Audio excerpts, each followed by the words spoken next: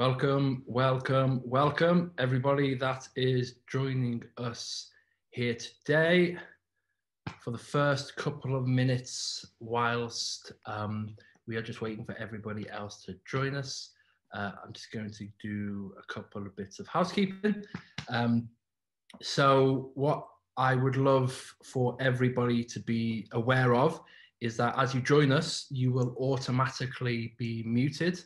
It would be fantastic if you could maintain radio silence throughout the presentations. There will be a question and answer session at the end of the presentations later on the call. Before then, what would be amazing is that we do really encourage you guys to have your thoughts and to share ideas and suggestions. The best way to do that as we're going through is to use the chat function. So for those of you who are familiar with Zoom, again, you'll have some options along the bottom of your page, chat being one of them. It would be fantastic to do some shout outs and to hear from where everybody is joining us today. As I say, if you do have any questions as we go through, it'd be fantastic for you to drop them in the chat. One of the team will pick it up, and as we come to the end of all of the speakers, we will basically do a run through, pick up on some common themes, and we'll come back to you with your questions. So ideally, if you have a specific question for a specific speaker, please provide the question and the name of who you're asking. If not, if it's just a general one, when we come to you at the end, we will ask you to unmute and to fire away. But as I say, until that point, it would be marvelous if we could all manage our audio. Sound good. Right on cue. That is great timing. Well done. So again, if you have any questions, again, we'll be in the chat. And it'd be great to hear from everybody. As I say, we are super excited to be able to come to everybody with our 5th virtual conference. We can now boast very soon we'll be at the 750 member mark, which is staggering for a May of this year launch. Super, super happy that you guys are all coming and joining us and finding value in these conferences and in the interactions that ensue afterwards. We have people from over 50 countries all joining in, which again it's fantastic that everybody's got the ability and really put the effort, putting the time aside to really jump in and get involved. So for today, I believe we have over 200 people who have registered for the virtual conference. There are many, many, many more that have asked for the recording to be shared. So what I would recommend is that all of the recordings and the follow-up interactions with our pearls of wisdom and some of the videos from the speakers will be shared either in the Facebook group, or it will be emailed directly out to you in our newsletter, but you will need to be a member to be able to get access to them. So if you haven't already, hopefully by the end of this conference, you will feel enthused enough to come and join us in the Global School Alliance. So we will share with you, all the links and things like that to show you how to do it. So I'm going to kick us off with sharing my screen and jump here. I think I'll keep you in the top window. And we will fire away with what is a super, super, super exciting conference. There is a lot of really exciting opportunities that we are going to be sharing with you all today. We've got some really, really cool speakers who are going to be sharing their first-hand experience along the theme of empowering students, traditional versus flipped learning. Now, one of the undercurrent themes of the Global School Alliance is really about identifying the the new opportunities that not just technology, but a growing interconnected world is offering us in regards to learning. And that isn't really restricted to students in classrooms. We are really looking to open the conversation to educators like yourselves, to everybody involved in the education sort of ecosystem as a whole, all the way from school management to curriculum through to the students and the educators, and being able to pull everybody together around these themes and these topics to have these conversations is really quite exciting. What I would like for everybody to do is, if there is a theme that you are particularly passionate about, or something that you really like to get open up to the community to get some feedback on, or to have a discussion around, we are more than interested and we're all ears to listen to suggestions. So if you do have any, please do reach out, and either in the Facebook group or directly over the email address to put those suggestions forward.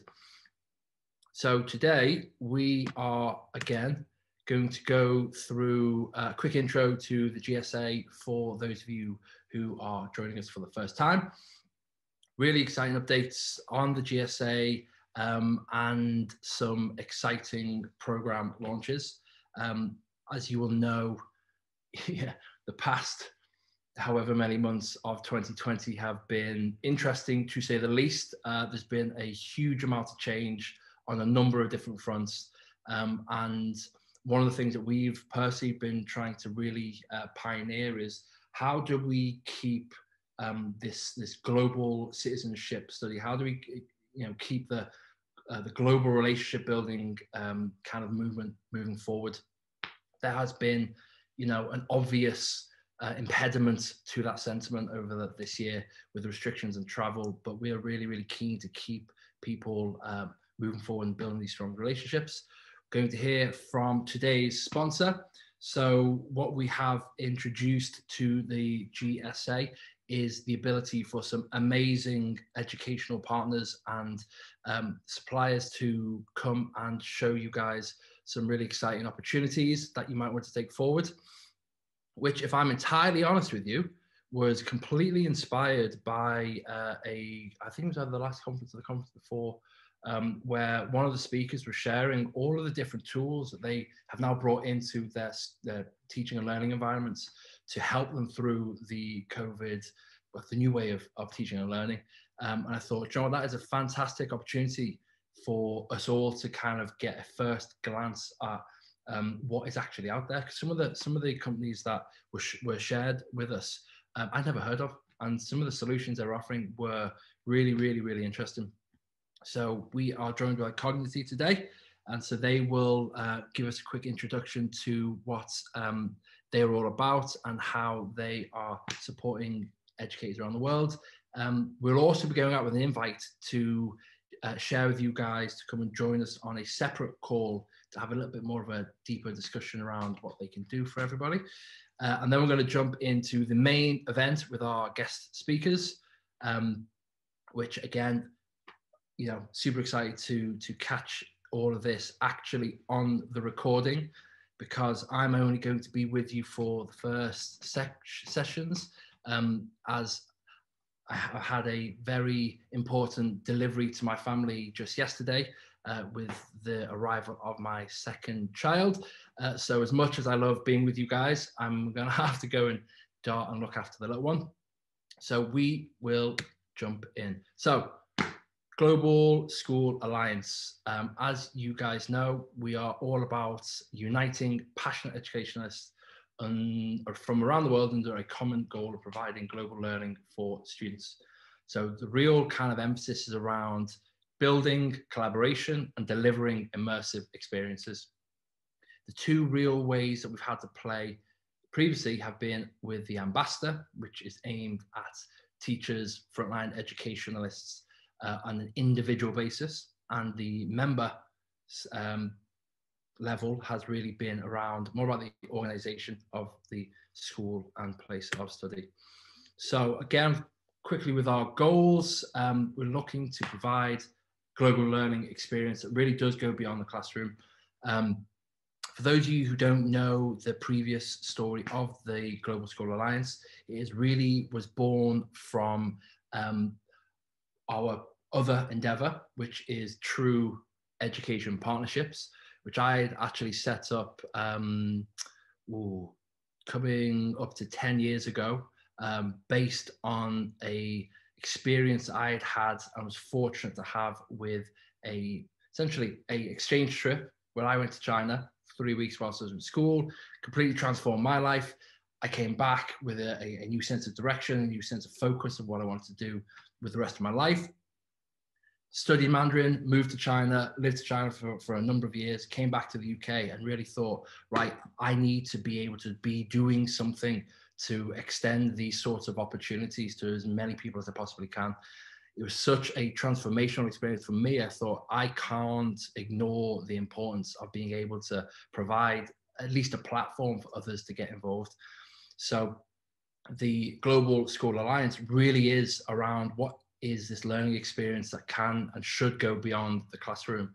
And obviously True Education Partnerships is really focused on the UK and China. We've been doing amazing work there for the past 5 years, but this year was the year and is the year where we're taking those programs global. And you guys are the community within which we were really looking forward to getting more involved. Really all about how we're going to break down these barriers to gain access to quality education, facilitating breathtaking, immersive experiences, cultural diversity, awareness and tolerance. We're looking at helping students really push actually their personal boundaries. We do focus on the transformational experience of students a lot, because I think that's the they are the hot embers that keep us motivated. But realistically, none of this is possible without you guys, without educators, and a lot of the students' experiences with their own personal development isn't curriculum based. It's not what they're being taught. It's the people who are teaching them. So a lot of what we are focusing on is how are we providing you guys some awesome opportunities and experiences too. So our kind of medium to long-term plan, we are developing an online learning platform called Learning Unleashed. Again, all of these little projects are really around opening the world up to educationalists and students and providing a platform to be able to facilitate some really transformational experiences. So, as I said before, there are a couple of different ways to play, and there are going to be another addition to this. I'm going to go into a second. So we've seen our members and ambassadors. Again, members are for the organization, ambassadors are for the individual, and this really is around coming together in a community, sharing ideas, learning from one another, bringing out the best pedagogy that you might have stumbled across, designed, experienced. It's really about putting our best foot forward. Now, the Ambassador Pro is another level that we added not so long ago around really those educators that want to take a more active role within the GSA's development. The Ambassador Pro is really for those who are looking to engage in a bit more active events. And the way that we are rewarding Ambassador Pros for all their additional effort and support is really by offering out for schools and for the educators discounts on anything and everything that we're going to bring to the table. So the idea is that we want to make this and what we're able to bring to the table as accessible as possible. And I really see our Ambassador Pro network as being, educators on the front line who are really going to make that happen. And since launch, I think it's about 4 or 5 weeks ago, we've got about over 80 people who've signed up to be a pro, which is fantastic. It's absolutely great news. Today, we are really going to be going into some more detail about what are the programs that you guys are able to engage with, and what are the programs that you as Ambassador Pros are going to be able to go out and really take out into your local communities too. So again, Facebook group, for the time in between these conferences, the Facebook group is the best place to be for up-to-date questions, answers, connecting with one another, having discussions. That's where the pearls of wisdom, so all of our great speakers who have been with us previously and are on the call today, we will be going out to them to share with the community their pearls of wisdom, things that they've learned, nuggets of either kind of experience or techniques or inspirational things to involve in, will all be shared in the Facebook group. Again, you guys need to be a member to be able to access this, but it's a really vibrant place that is starting to really develop. It is really the precursor to the online platform, as I mentioned before, and so it's, for now, it's the best place to go to start all this engagement. Another super exciting thing that we're coming out to is essentially a premium and paid membership. Now, this is really the first time that there's been any talk of money involved and actual real opportunities to engage beyond this online environment.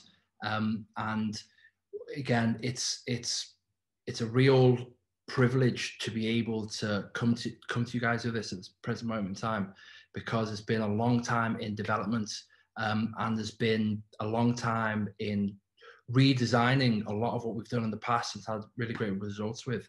And how do we package it up into a way where as many of you can actually take advantage of it? So I'm not going to go into all the details of how this breaks down now, but you will all be getting the information sent through to you. But essentially, we have redesigned our offline programs, which revolve around establishing partnerships and sending educators and students all around the world to learn from one another, along with online and digital products, which take that same immersive experience and give you and the students the next best level of experience that obviously you'll never be able to replace face-to-face interaction. But a lot of these online camps that we've designed, along with the kind of language learning opportunities, there's a number of different things that, when travel isn't appropriate and when different levels of budgets are not as appropriate, a digital option is a really fantastic thing to look at. So a great example of one of the benefits of being a premium member is that we run essentially a fully funded sister school program, which revolves around leaders from schools deciding that they really wanted to, to set up and develop a long-term partnership with another school. And this is really where we would love to take the GSA opportunity for more members. It's fantastic to be connecting online, but I want to be taking you to meet each other. I want to be able to go to see our friend in Turkey and go and sit in the classroom to figure out, okay, what's Seda and the guys doing with developing out, their online curriculum. How, our guys friends from Moldova and all around the world. I want to be able to support you guys with being able to set up these offline partnerships, which are at the minute with our Chinese sister school partners. They're a 4-year sort of engagement. So they all kick off with a delegation. They all start with going and meeting one another, and there are cost implications to the school to be able to actually do that. One thing that we've been able to do is we are able to essentially provide a funding package which allows that initial cost to be reimbursable to the school themselves. So essentially, whatever the cost is of actually being able to get over to country of choice, let's say China, for example, it's usually around £1,800. Now, with our reimbursable package, that becomes essentially net zero cost to the school. So to be able to actually access that, we're only going to be able to do that through the premium members. So again, super excited to get that out to everybody to have a look at. We've got a new deadline for the Global Educator of the Year award. This is primarily because we've had a real big uptick in memberships of late. And although we've already had 60 plus applications, which all look fantastic, we would like to extend it a little bit longer to try and give more people an opportunity to get involved. Again, please keep an eye out for that. Another super exciting thing that I'm really stoked to be able to go out to everybody with. Our offline immersive experiences, as I've said, we've managed to redesign and redevelop into an online experience. And we've been able to do this in partnership with a number of really amazing group of schools and partners throughout the UK and China, working with a number of masters in different STEAM departments. We're going to also be involved and share their wisdom. So we've essentially got 4 different online opportunities which are ready for you guys to engage with as of today. There is a virtual China camp, there is a virtual UK camp, and luckily for you guys who are not based in either the UK or China, you've actually got 2 options available. So the online UK camp is along with the China camp, split into 3, 5, and 7-day itineraries. They are essentially enabling students from all around the world to be able to go and engage with other peers in that country. So kids in the UK would go on the camp and they would basically learn side by side with Chinese kids in different variety over the 3 and 5, 7 days, along with being able to actually have somebody walk you through at street level some local cultural activities. China, for example, you're going to go and see how local people celebrate Chinese New Year. We're going to be going into people's households and actually see an authentic New Year experience, along with online Mandarin and English language programs, which are essentially there to facilitate that immersive and engaging experience. These will be coming in a lot more detail to you guys very soon. What I will do here actually is the easiest thing for you guys to take a look at is to go onto the website. All the information is there. As I say, for the virtual camps, you'll be able to see it here. Han is going to send out all the information around this, and I know that Tony's going to be following up with you guys to see who wants to join us in the very first and pioneering launch of these programs. So, guys, that is all of our updates thus far. I know that was a lot of information in a short period of time. We will be unpacking that and unpicking it with you as the weeks go on. But I am super excited to share the stage with Cognity, who are going to really show you guys a lot more of the technical and tactical approaches to these flipped learner models. So without further ado, what I'm going to do now is I'm going to stop sharing my screen and I'm going to hand it over to Edward. Thank you very much, Thomas, and hello, everybody. Good morning, good afternoon, good evening to wherever you are in the world. My name's Edward Smith. I'm calling you from a now quite grey and dreary Stockholm, but we're happy to be here and to be meeting you guys for the first time. So I'm going to share my screen now and give you a short presentation that's not just I'm here to actually help you out and kind of give a bit of an introduction to the rest of today's conference on hybrid learning, in particular around the flipped learning model. I think you can see my screen now. If you can't, someone please shout. Yes, so it's loading quite slowly. Here we go. I'm going to give you a very brief overview, as I mentioned, because we will be having a separate session in the near future, so in the next couple of weeks. Today I'm going to talk to you about 3 things that we specifically can do to support and steps to implement a flipped learning model using Cognity, but I want to give a bit of a flavor of how you can do that without us as well, just tools that you can use to get there. But I'm going to start with a a little introduction on Cognity. So what are we? What do we do? We're an online learning platform that in which we publish interactive curriculum-aligned textbooks aligned to the International Baccalaureate, the GCSE, and the Cambridge IGCSE curricula, with tools for students to be able to self-assess, see their strengths and weaknesses, track their progress, and then take questions to improve upon those areas of weakness, with data that teachers can use to track and see where you can then tailor your teaching to individual students' needs. I wanted to start out with Bloom's taxonomy. This is something I imagine some of the other speakers will touch on as well. But this gives a kind of an easy overview of the traditional approach to learning versus a flipped classroom approach. So it's all here, but I just wanted to start with that as a kind of framing of the day-to-day.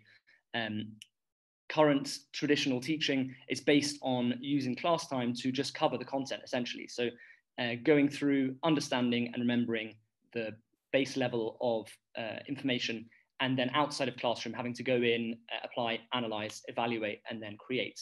Whereas with a flipped classroom approach, what we try to do is the opposite of that. So to use the time outside of the classroom for the just covering of the content. So the understanding of the material that you are then in the classroom going to go into more depth in. So being able to use that classroom time as effectively as possible by having students read or view information beforehand. So I work across several countries. So I work across North America, Europe, the Middle East, and Africa for Cognity. And I wanted to kind of share some of the challenges that I'm sure you'll be facing as well, but kind of things that I've heard from schools around the world recently. So one of the key things is that many schools have felt under-equipped to apply a flipped learning model in these days where we have to have a kind of hybrid learning style. So that's a key area that you may be feeling challenged with that I can definitely help you with. Secondly, we have being able to cover the right amount of content. So from March till the end of the year, last year, many schools fell behind on where they were planning to be at that time of year because of the challenge of having students learning things when you're not in that classroom environment. And that's, again, something we can help with. And then finally, uncertainty around future school closures. That's not something that we can support. It is a challenge that is just a reality. So the best thing you can do is prepare yourselves to go from hybrid learning to fully distance learning, or to going back to normal, but with the awareness that this could happen again. So now the 3 steps that I was mentioning before. So 3 things that you can actively do to implement a flipped classroom approach. Firstly is the kind of the core of it, of sending material for students either with their physical textbooks, but giving students material to review at home ahead of teaching either virtually or in class. So with Cognity, you're able to assign reading so reading assignments for where you can then view when students have read, so that you know coming into the classroom or coming into your virtual classroom that students have prepared the material ahead of time to be able to dive deeper. Secondly, what you need to do is understanding what your students know.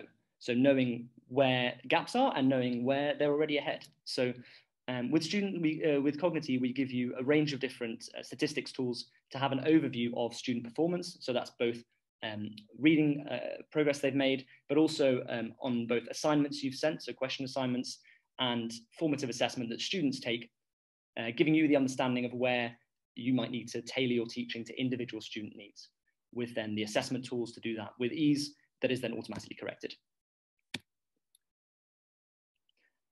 And then finally, what you need for giving students something for them to be confident to make progress on their own is something engaging. So if you just ask your students to read through a textbook, that might be a difficult hurdle for them to cross if they're just there on their own, especially in the kind of difficult climate we're in right now.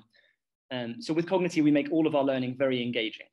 The material itself will have interactive models, videos, links to external resources, but also, as you can see here, for example, we show students their strength per section. So we give them an understanding of what they're doing well in and where they may need to improve.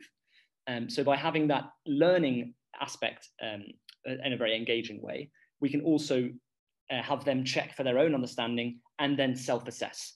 So really giving students the tools that you need, tools that they need to be able to make that progress themselves outside the classroom. That's my, I just want to give you a brief overview of some things that you can do with or without Cognity. But if you're interested in kind of delving a bit deeper, we will be having a further webinar sometime soon. We'll be sending that out afterwards. And as members of the Global School Alliance, you have access to a 6-week free trial. We have typically a 4-week trial, so you get an extra 50% extra free time to try out Cognity. So you can use that link. I'll just post the link in the Zoom chat in a second as well. And you can sign up for a demo so we can just learn a bit more about your school specifically, when then we'll go into giving you free access. I think I've gone a couple of minutes over my time, so I will stop sharing my screen and yeah, let's all enjoy the rest of this conference. All good. Thank you so much, Edward. Again, guys, please do let us know what you would like more of. The whole premise around getting everybody together here is to be able to showcase the very best that is out there and to basically share ideas and be able to deliver them in the most straightforward way possible. So we are now going to dive into our main speakers, and we're going to be starting with Damien. So if you would like to take hold of the screen, and I will pass it over to you, sir. No worries, thank you.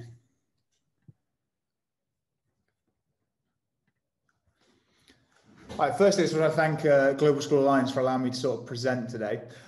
Just a quick background of myself. I'm an assistant head teacher at King's School Al Barsha in Dubai. I graduated from Loughborough in 2012, and I'm a PE teacher by trade. I'm a massive advocate of flipped learning, gamification, and basically anything that you can use technology within lessons. Ultimately, I'm just a giant kid. And anything that I find enjoyable, most of the students sort of do as well. And anything we can do to make it a bit more interesting or engaging, especially at the moment where everything's online, I'm finding it's working great for my kids. One of the only sort of regrets of stepping up to the to SLT is that I don't get to teach as much as I previously did. So quite a lot of these resources I'm going to share today are actually used with a small number of students. However, previously, over the last sort of 4 or 5 years, I taught a larger timetable and used the same sort of things. Just as Ed was saying, just want to touch on it again, basically what flipped learning is. I'm sure many of you can recall instances in our lives. I know when I was a student at school, this was pretty much every lesson I sat in. I sat at, pretty much in the middle of the classroom and just got talked at. Half the class is sort of listening, where the teacher's just lecturing at us at the front of the school, front of the classroom, sorry. Chalk and talk sort of style. Though this sort of synchronous approach is effective for some, this instruction forces students merely to be receptors of information rather than participants in their own learning process, in that active learning. Ultimately, what I'm trying to do is move towards an asynchronous approach where every student is learning at their own sort of pace. Flipped learning has given me the opportunity or the vehicle to sort of create this sort of style of classroom. So this approach is basically the theoretical learning or the book learning is done at home. This then allows more time in lessons for asynchronous learning, such as individual exam technique, gamification, and practical lessons. Just a sort of a background of sort of how I started it. So anyone that's a maths teacher has potentially heard of Colin Hegarty. He's the creator, the visionary of Hegarty Maths. So I was fortunate to work with him sort of 6 years ago. And I did an observation in one of his lessons. So he was doing an A-level lesson, middle of Wembley, and walked in and he had about 15, 20 different students in the classroom. I'm like, oh, what are they doing today? And he starts to go through, every student in the class was doing a different lesson within his same classroom. So he'd created an environment where all of his students were working asynchronously at a level that they needed to be at. Obviously with maths, this can be a huge range of sort of what's going on. Obviously watching that lesson, this was something straight away, I was like, right, I need some of that. That's how teaching should be done. That's how we should move towards, that every student has an opportunity to learn at their ability. So based on that, I then started looking at a bit more research and looking at Jonathan Begerman. So he's a pioneer of the flipped learning sort of classroom approach. He's originally a science teacher in the States. I think now he's a millionaire. So I wish I would have sort of got there sort of 10, 15 years ago when he did. He created a book, or he was the author of a book called Enrich Every Student in Every Class Every Day. So within this, obviously being a science teacher, his goal was to make every lesson practical. Instead of when I learned science, it was sort of, you did 3 lessons of here's the theory behind it, you fill in some notes. On the 4th lesson, then you got to do the practical. His concept, and in the book they discuss how they did it, is they move every lesson to a practical approach where the students need to be. Obviously instantly increasing the learning or the practical learning within the science lessons. Again, this is something I was like, right, I need that in my lessons. Ooh. So how I'm using it with my students. So like I said, I'm a PE teacher by trade, teaching GCSE and A-level PE. Sort of early on in my career was straight away like, yeah, I need to teach theory. I really enjoyed the challenge behind sort of teaching the hard concepts, especially when you look at sort of the A-level biomechanics. So every lesson, my students have a flipped learning video as their homework. Obviously, there is different ways you can do the flipped learning. You can do it from videos, articles, straight out of the book, anything that's basically the AO1 knowledge. So anything that the students are regurgitating, just like facts and figures, this is the stuff that I tried to move to, they were doing outside of the classroom, either through homework or, like I said here, sort of pre-learning to the lesson. With this sort of concept or this way, it allowed me to create more practicals within the lesson and increase in gamification. I'm a big believer if you can make them feel they're not learning, they feel like they're playing, they're going to be more engaged with it. And for me, the learning within my class has increased massively when I've been able to introduce sort of this gamification approach. It's also given me more times for exam questions, one-on-one feedback, and ultimately that asynchronous learning, which I'm trying to move my whole classroom towards. If you looked at it from a PE perspective, I've kind of verbalized it as the flipped learning or the homework is the training sessions. And then when we come to the lessons, it's sort of a game approach. So a bit like you do the practice before the training, then when you come to the lesson, it's the game. So the exam questions, the one-on-one feedback, the stuff that's really going to help accelerate our students to the next sort of level. So for some examples of how I'm using it, I pretty much use all of mine through videos. So I create all the content myself. I feel that my students buy into this. However, there is hundreds, if not thousands of different videos online that you can find for your subject. I'm not saying you have to create them yourselves, but for me, this worked better for my kids. That's what I then went to look to do. Obviously, I started off this and then it gets a little bit addictive. And now I've got the full syllabus for my GCSE and my A-level as we're going through. So just for an example, here's some anatomy and physiology for one of the GCSE classes. The heart pumps blood to 2 destinations simultaneously. To the lungs, where it becomes oxygenated before returning to the heart, and to the rest of the body, where it becomes deoxygenated as it delivers oxygen to carriers to the muscles of the organs. The heart is made up of 4 chambers. The top 2 chambers, as you can see here, are the atria, here and here, and the bottom 2 are the ventricles, here and here. The left side of the heart deals with oxygenated blood, and the right side of the heart deals with deoxygenated blood. So obviously one of the things that you probably noticed straight away with it being a YouTube video, the students have the opportunity to pause and rewind. That's obviously a 30-second clip of something that's quite straightforward. However, when we start to look at sort of in-depth biomechanics, or we start to look at anatomy and physiology, where we're breaking down sort of the energy systems, this allows a different range within my class of the students to learn at their own pace. So I find my sort of top students watch the video, say, once, whereas my bottom students or my lower ability students are watching it sort of 3-4 times until they get the concept. It also becomes a great revision resource after we've done the topic. So say when we're coming up to a mock exam, they can go back and they can revise just what they need to look at. When they come to the lessons, we then have these lesson booklets, and these are all designed around AO2 sort of exam questions. So when the students come in, the first thing they've got, right, here's a booklet, and it literally is just exam sort of style questions or questioning and answering, almost using the Bloom style, just to get my students to show their knowledge that they've got from the videos. And because of this, it's created more opportunities to do things that I describe as fun lessons. So here, it is actually a video, but there's a heart that we got to pump blood within a lesson. before the use of flipped learning, I just wouldn't have had enough time for this. The content level within sort of the new syllabus, there's so much content, we wouldn't have time to do stuff like this. My students then got to dissect, and we got to break it down and talk through almost like a real life scenario of why they would need to know this knowledge and how they can put it into practice. Again, when we start to look at more advanced sort of topics like the ATP PC system here, where we're talking about energy systems, again, the students come with the basic knowledge beforehand, and it allows us to create it more of a visual approach. Quite a lot of my students, being PE students, are quite visual learners. So again, within this concept, it allows us to create different approaches within it that embeds that learning and sort of deepens their understanding. And again, when we're looking at a sort of high level biomechanics here, again, looks a different way of doing it. Without the flipped learning, we'd have probably had to spend a lesson of just talking through the chalk and talk stuff, and the students wouldn't be able to practically demonstrate their knowledge and understanding.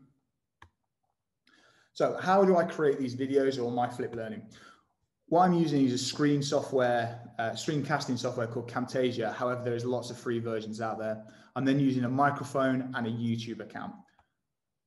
Camtasia, like I said, is the software I use. It's very similar to Movie Maker or iMovie. It's just a software I find works better for me. Obviously, there's loads of different ones. I then created a website for my students. It's a bit like a VLE that we used to sort of have at university. The students can then go on there and they can access all the videos in one place. They can access all the work booklets. And again, on here, there is some assessment sort of documents. What I was trying to do is preempt the revision at the end of the year. So everything is in one place. The students go straight in and find it, and they can, again, work at their own pace. But obviously putting it on YouTube, it has given me the opportunity to create 208,000 additional lessons. This is something that without this concept or this technological approach, I just wouldn't have been able to do 210,000 different lessons. However, with most things, there are pros and cons. Some of the pros for flipped learning, it allows your students to have more control, or allows my students to have more control, allows them to pause, freeze, and rewind their learning. It promotes a student-centered learning and collaboration. So the flipped learning classroom allows class time to be used for mastering the skills through collaboration and discussion, allowing more time for feedback. The content is more accessible, providing there is tech available. The students can access the video lectures at any time and can catch up quickly when they've missed sessions. And it's increasing my efficiency, allowing me to embed the correct, as long as it's embedded correctly, it allows more time for the students to ensure a true understanding.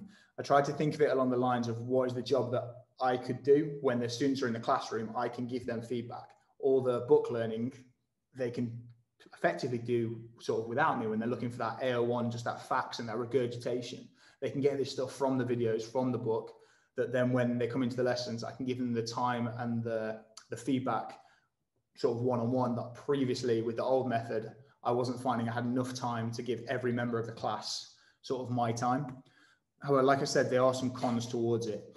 Currently, and the pandemic isn't really helping this, there is a massive increase of screen time within my students in my school. Obviously, this approach to flipped learning is adding to that online screen time.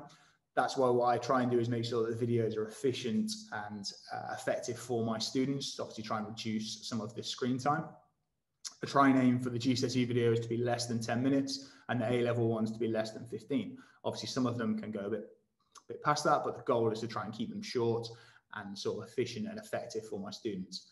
What it does is it relies a lot of preparation and trust. At the very first sort of lesson I started to introduce this, I introduced it in Wembley, and my students were a little bit different to my current students. And it took me sort of 3, 4, 5 lessons of sort of banging on of, right, this is how we're going to do it. This is the importance of it. And I had to get through to the students the importance of doing it beforehand, before they'd start to buy in. And it wasn't an overnight concept. It wasn't straight away all 30 of my students were buying on and getting in. Like I said, it took me sort of 5, 6, 7 lessons. For some of them, it took a couple of weeks before they started to get in. However, once you can sort of get the students on board and they become sort of self-regulated, I've then sort of been flying with it ever since. There is a significant front-end workload, because obviously initially you have to create the resources. What I did is I just made sure I was 2 lessons ahead of my students in regards to resources. So the videos were there for 2 lessons ahead of where they're at. This did allow some of my more able students to look ahead, and they started to come to the lessons with knowledge they had sort of 2, 3 lessons ahead. this made a good problem to have, but again, it creates more discussions and allows more access for the students. One thing, the flipped learning approach on its own doesn't coincide with the teach the exam style. So if you were just looking to swap the flipped learning approach just to improve test scores without embedding it fully, just using the flipped learning videos doesn't have the same effect as it would do if you fully embed it and allow for that time of asynchronous learning within the lessons. So what am I doing with it now? So I've now got all my resources in place for all my lessons. And like I said, what I'm aiming to do is to increase the personalized pathways and increase that access for all of my students. Within lessons, students have individual asynchronous tasks to ensure they are fully supported and able to access the correct content for their ability. So the model on the right, some of you may have seen before, is effectively for designing a curriculum. What I've then done is use this approach within my lessons. So trying to make sure that the lessons are personalized, make sure they're designed for the students, allowing opportunities for the students to be passionate and allowing them to become diagnostic with their learning so they can start to see where it links to, where it links to in the future, where it's come from and how we can sort of move it around. Again, to increase this sort of asynchronous and make sure they're at the correct level for their ability, we've started to look at this sort of model of making sure the students are competent, making sure the motivation is there because the access is at their level, and ensure that they're understanding of the direction that we're going in. So when my students come to a lesson, they have almost a checkpoint at the very start. They'll go through and they'll answer questions. There's one on injuries. They'll answer the question so I can almost have a quick sort of glance of where they're at based on their previous learning, so the flipped learning or the articles. Based on sort of where they're at, I can then guide them towards asynchronous tasks. The next stage of how I'm trying to move it forward is getting the students to start to make that decision on their own. So they know that they come in and they're right, for injuries, for example, I think I'm about 30–40%. What I need to do is this, this, and this. Kind of removing this checkpoint scenario and getting my students to start to fully be self-regulated instead of just having a tokenistic self-regulation approach. I believe we're now moving towards that they're starting to understand the best way they learn, what they need to learn, and then start to be diagnostic with their learning. Another great thing it's allowed me to do is post-exam is create individual mail merge sheets. So within this here is an example from a lesson. This is what the student has done well, and these are the areas that the student needs to work on. For my class of sort of 25, this allows 25 individual exam feedback lessons where the student focuses their energy. Each one of these is then linked to a video that allows them to sort of revise their topics, and then they would answer the questions that they need to work on again. Because of the asynchronous approach, this allows me time to move around within the lessons and give feedback to those students, making sure they're fully supported for that question. Previously, without sort of the flipped learning, I just wouldn't have had time within the lesson because of the amount of content I had to get through. This has created more time within my lessons. And what I'm now trying to do is help other people on their flipped learning journey. So I created 2 resources. This is obviously a PE specific one. It links to biology, however, it's PE specific. And then for staff, what I created was a personalized learning through the use of Edtech website. Within this, it allows staff to go through a range of different topics with flipped learning videos of how to create them, how to use them. And at the bottom of each page, there is feedback from the students so you can see how it works within a classroom situation. Within this, there's AFL, gamification, flipped learning, dual coding, and then some PE specific resources. I will post these in the chat. Feel free to use them. They're all free. They're all free websites, free resources. Feel free to use them and share with any PE colleagues, or for the flipped learning video, the personalized learning one, feel free to share with anyone that's using Edtech within their lessons or looking to increase Edtech within their lessons. Thank you for your time today. I know I sort of sped through that. I also understand the ironic sort of side of me doing it synchronously while talking about an asynchronous approach, but hopefully you've managed to get something from this. Cheers. Awesome. Damien, thanks so much. I liked how your idea of fun was sticking tubes into hearts and dissecting them. I'm on the same page, same wavelength completely. It was a fish pump, you know, like from a fish tank, and the blood was spurting out at the end. The kids obviously loved that. I'm not sure, and that's very Halloween appropriate, but I'm not sure how strong my stomach would have to be to to sit through that. But I do find it really interesting, the model of having a kind of independent learning before the active session as a group in a classroom. Question for you before we move on. Did you find it worked for those who were better suited for kind of independent learning? Or did you find that it was actually, as long as they were interested in the content itself, there was enough motivation to do the prep? At the very start, it was sort of like everyone was at the same level, sort of depending on their ability within it, because it was obviously a new concept to them. I'm finding now that with the asynchronous tasks, my more able students, so I've got a boy called Will, who's an A-star student, and he is absolutely flying, to the extent that I'm struggling now to challenge him, because all the resources are in place and we're going across that sort of checkpoint of, right, this is what you know, this is what you don't know. And he's almost figured that out on his own. So for that sense of it, my more able students are doing better.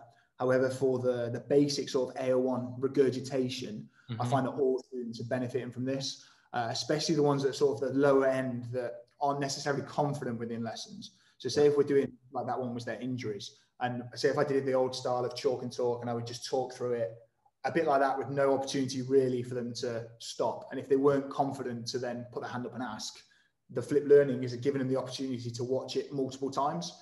So say, like, obviously injuries is quite a simple concept, but if we're looking at energy systems that are quite sort of complex and it starts to break down the physiology of it, it allows my lower end students to sort of pause it, watch it a few times. So for the regurgitation, I find the lower end do better. For the in-lesson stuff, so the asynchronous stuff, my top ones are absolutely flying because they've brought into the concept. It's a nice problem to have that I'm struggling to jump. For sure. And it's you know, one of the underlining themes for me getting involved in any sort of educational stuff in the first place was that me as a student, like the traditional way of schooling that I went through just wasn't built for me as a character. I learn best when I'm impassioned by something and interested, and I'm practically involved in it.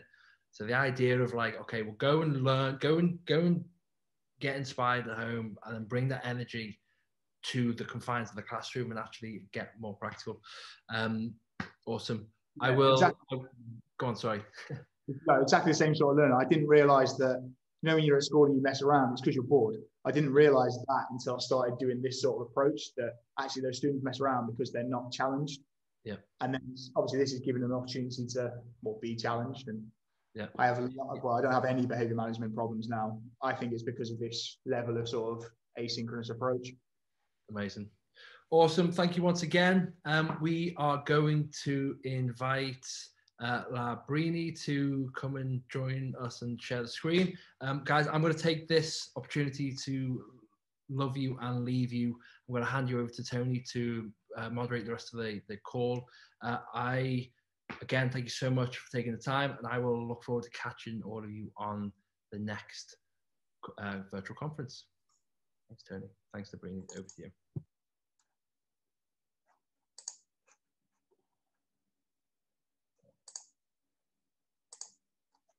Hi, everyone. Good evening, good morning, good afternoon. I hope you can hear me okay. My name is Labrini Rantogianis, although I was told I should pronounce it with the Greek pronunciation, which is Labrini Rodoyani. I'm very happy to be here. I started my teaching career in Montreal, Canada, where I was born and raised. I've been teaching for about 18 years. I've been in Athens since 2004. Mostly in the middle school and high school, teaching science. And currently I'm teaching the health program in our high school. And I'm really excited to be in a new position, which is the coordinator of our virtual classes. And I'll tell you a little bit about that later, as well as coordinating the technology integration program at our school. I'm really, really happy to be here and really to share my experience with flipped learning and educational technology. And I'm kind of glad Damon was right before. It was well planned, because he went really through what flip learning is and how he uses it. I guess I'm going to focus more on how we can empower students with educational technology like flipped learning, and how the teacher's role has changed in education, especially in the last few months. Before I start, I do want to tell you a little bit about my school. And the reason for that is just because it's where I'm coming from, and ACS Athens, which I didn't mention, that's the where I'm teaching presently, has really shaped me as a teacher and especially an advocate for the use of educational technology. So it's a K-12 institution, or rather a junior kindergarten to 12 institution, and we house about 1,000 students, international students, as well as a good portion of our students are Greek nationals, and we follow an American-based curriculum and philosophy. We've been using learning management system, or LMSs, probably since about 2006. We started with Blackboard, then moved into Moodle, that we've been using ever since. And I have to say, our teachers over the last few years, especially within the last 6 months, have really become experts in the use of Moodle, both face-to-face and in a blended environment.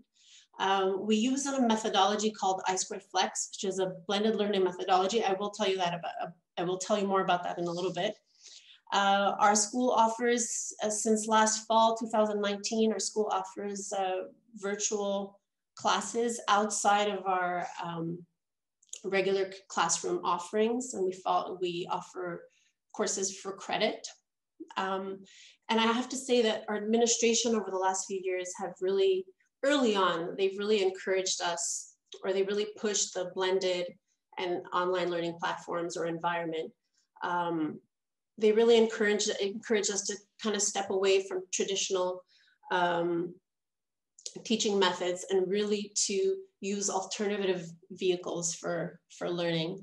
And so, and probably this is one of the reasons why when our schools closed back in March, we were able to really smoothly move into online learning, and having already had the experience of blended learning and I²Flex. And so, speaking of I²Flex really quickly, it's basically an idea that came to fruition from our late president, and he again encouraged us to really put students in the driver's seat, and he coined the term, or the expression, students should be architects of their own learning.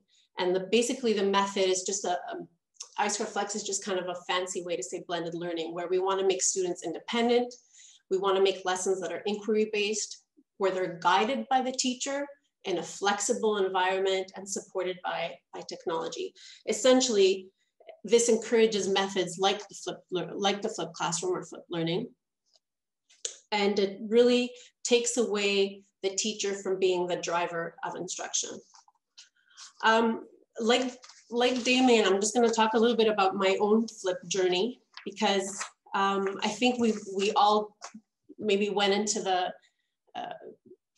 the realm of educational technology in different ways. My career started off with good old chalk and a blackboard, and I felt so good when I was given an overhead projector, and I tried to be really creative with my 10 different colored markers. And having come straight out of the School of Education, I wanted to do my best to be as creative as possible. But I guess my experience with Edtech and flipped learning started when I myself took my first online course, and I was absolutely fascinated. I went in for a Master's of Leadership, and I came out with a Master's in Educational Technology, because I simply love the experience of being independent, of learning, or of taking ownership of my learning and learning at my own time in my own space. And a professional development opportunity led me to learn about video lessons or flipped learning. And again, I was absolutely fascinated. I really began to really think about how valuable these methods are to digital natives, what Mark Pransky termed over 2 decades ago. He said digital natives, and it's really the kids who have grown up, and a lot of you for sure have heard the term before, where they've grown up in a world of technology, whereas sometimes we are the digital immigrants. So what I did is I started slow. I I liked Damien. I looked at video lessons. There were some I liked, there were some I didn't like. And so I started making my own. I used programs like VoiceThread, Doceri at the time. Some of them still exist, Explain Everything, but like Damien said, there are a whole lot of ways that you can make your own videos. Another thing though that I realized, because at the time I was teaching middle school science, and I realized that it was okay to start slow, and it was okay because flipped learning has a lot of different components, and it was okay that I didn't use all of those components. And that's what I came to the realization. I didn't dive in 100%. I used the parts of flipped learning that I felt were necessary or that I needed to reach my goal. And that was another thing. What was my goal at that time, teaching 8th grade science, was I wanted to increase the amount of time that I spent in class with my students, doing like cool activities like Damien with his heart, and having them take each other's blood pressure and so on. So I needed that time to be able to do that in class. And that's when flipped learning helped me. I gave them videos at home to watch. I used programs, I don't have them here on the side, but I used programs like TED or most recently Edpuzzle.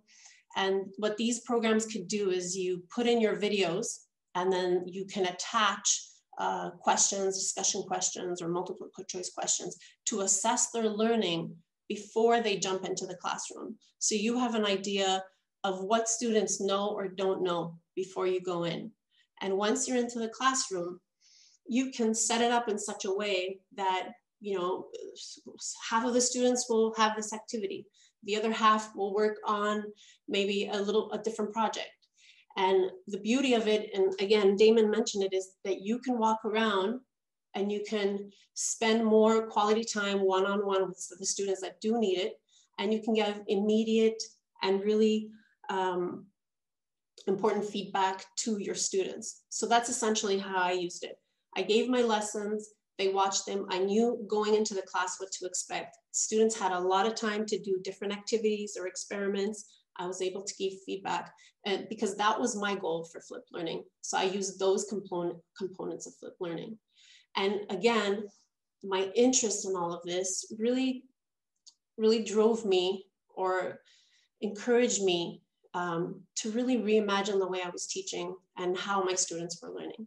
Because again, we're talking about a totally different learner, especially now. And we can't be the drivers of instruction anymore.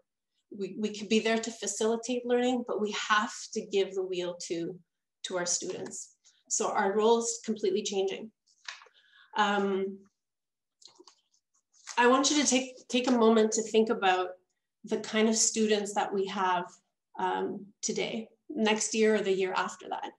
Because if you really think about it, at the moment, we have elementary school children who are learning online and have been doing so for the last few months.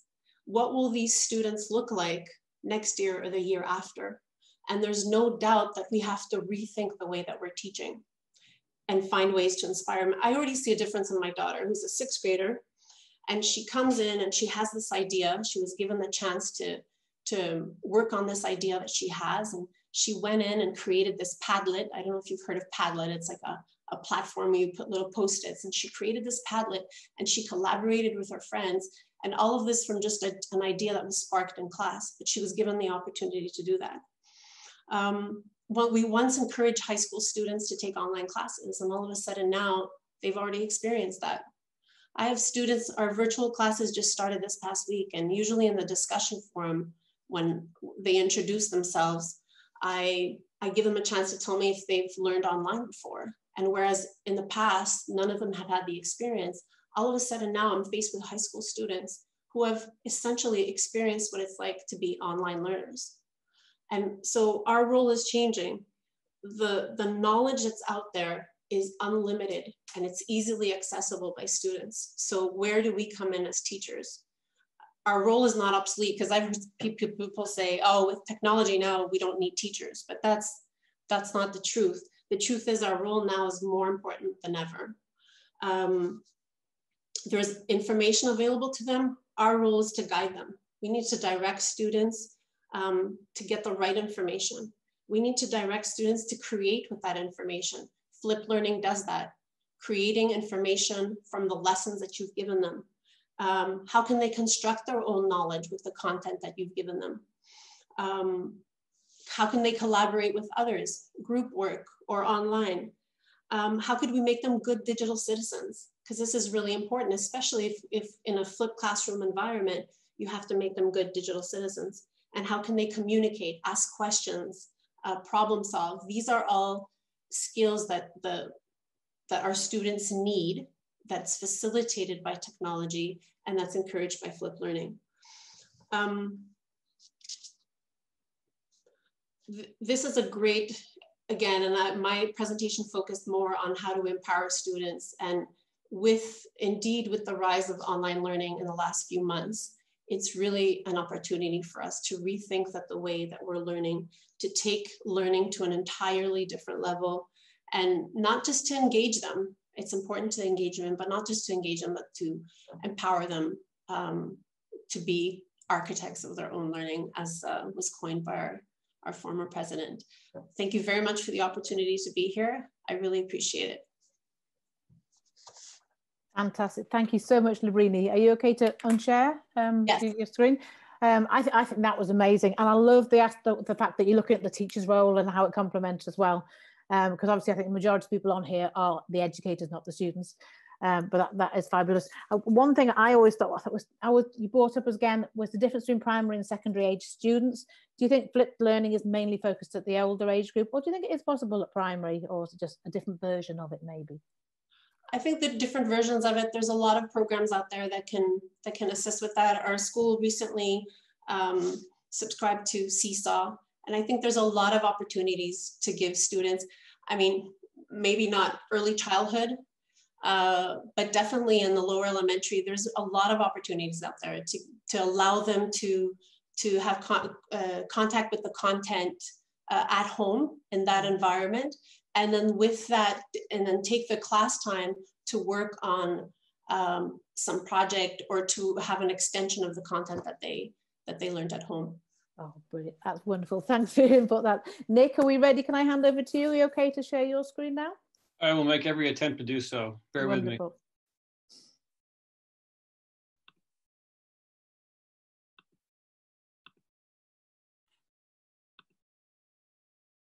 How are we doing? Is that seen? You seeing the? Yes, we're good. You've muted yourself, Tony, but I think Sorry, you're saying. go for it, Nick. Yes, I was trying to do a thumbs up. Yes, we can see that. Thank you. Great, great. Well, thank you for giving me the opportunity to share with you. I've sort of slipped past the slide that has the life and times of Nick Stoneman, but essentially I'm the president emeritus of Shattuck St. Mary's School, having run the school for the last 16 years, during which time we developed some approaches to flipped learning. They're a little different, have some of the same bases for having them as Labrini and Damian shared, which by the way were two phenomenal presentations and very inspiring. But we have a little bit of a twist to it that I want to take you through. A little bit on the school, as Labrini did. I think it's helpful to know the school from which this came. Shattuck St. Mary's is a boarding school in Minnesota. It's fairly old. It's 500 students. It's co-ed boarding. Goes 6th through 12th grade, small classes, AP courses, and about 500 students. So it's a model that's not too dissimilar to what you're all familiar with, a very international population and across the United States. So it just gives you a sense of the school as the base from which what I'm going to be sharing with you comes from. Sorry, Nick, are you able to make that a bit more full screen? I think it's just a little bit small at the moment for some people.